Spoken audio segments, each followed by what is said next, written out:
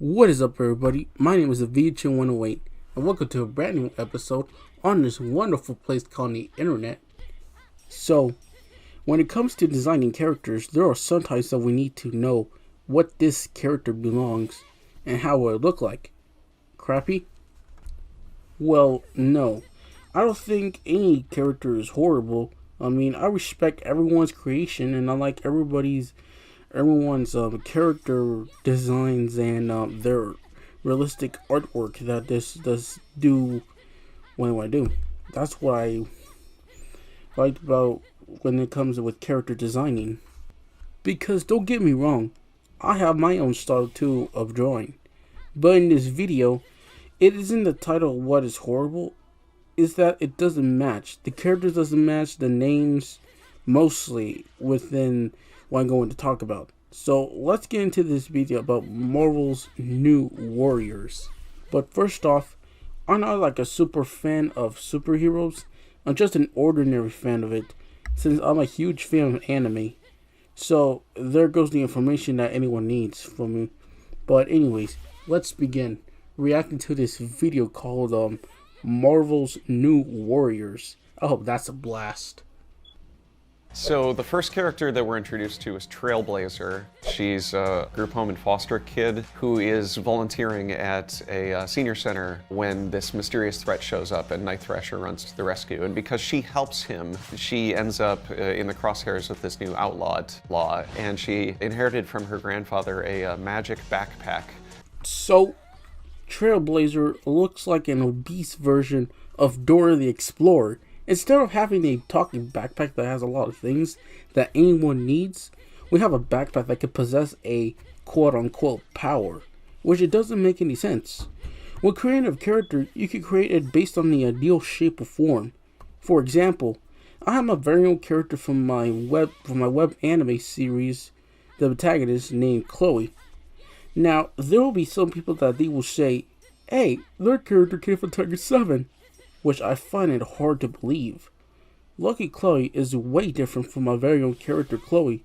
She has a jacket, some cat headphones, and energetic appearance. My character is a natural Nikomimi, which means a human with real animal ears or tail, whatever it's called. And she likes to be cute all the time. And also, she has an energetic appearance too. But, you know the difference.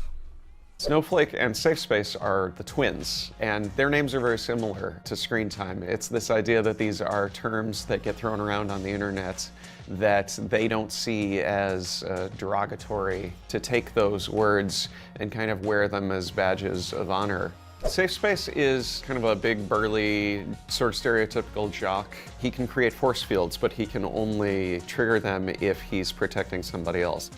Snowflake is non-binary and goes by they, them. Snowflake has the power to generate individual crystallized snowflake-shaped shurikens. The connotations of the word snowflake in our culture right now are something fragile. Calling them Snowflake and Safe Space, it may take towards up another level of embarrassment. If I have a child and I want to come up with a unique name, it wouldn't be just like tape, bowl, or A, B, C, D, E.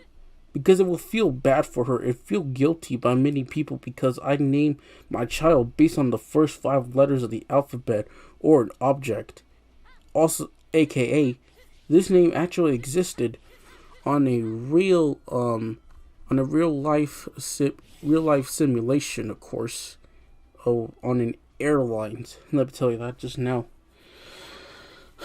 I mean, if Marvel is so bad at making up names for these two twins, they just should be called Romeo and Juliet. When I name my character Vance, I must take out at least 2 different forms to create his full name, Vance Malcolm. 1, because I wanted to name the first name based on my first letter of my name. 2nd, I must get the last name, which is based on Malcolm X. Screen time is a internet kid taken to its sort of logical conclusion. As a youth, he was exposed to his grandfather's experimental internet gas, and that has patched him permanently into the World Wide Web. The word screen time is only ever used in a sort of restrictive sense, and because we're doing a story about teenage rebels, a lot of the names are about teens fighting against labels that are put on them. So with screen time, we liked the idea that he has infinite screen time. Screen time is just a one word that describes a setting and preferences on a monitor computer. And saying internet gasp is literally having no definition about the character whatsoever. If my character stroke isn't named that way, then it will be Puck, because he has hockey sticks as a weapon. I will never name a character based on their characteristics. I will never name any character by that. I'll just come up with random names that comes up in my head, or based on characters like, again, Malcolm X. E negative is the goth kid. When he was a baby, he got a rogue life-saving blood transfusion, we assume from Michael Morbius, and now he has a very similar look and very similar vampire powers. I have no idea what to say about this character, but it looks like a character coming from Has-Been Hotel. You know, the one character says an adult joke that suddenly turned out to be a meme to be used mostly on TikTok. Oh! Whoa! Oh, harder, Daddy.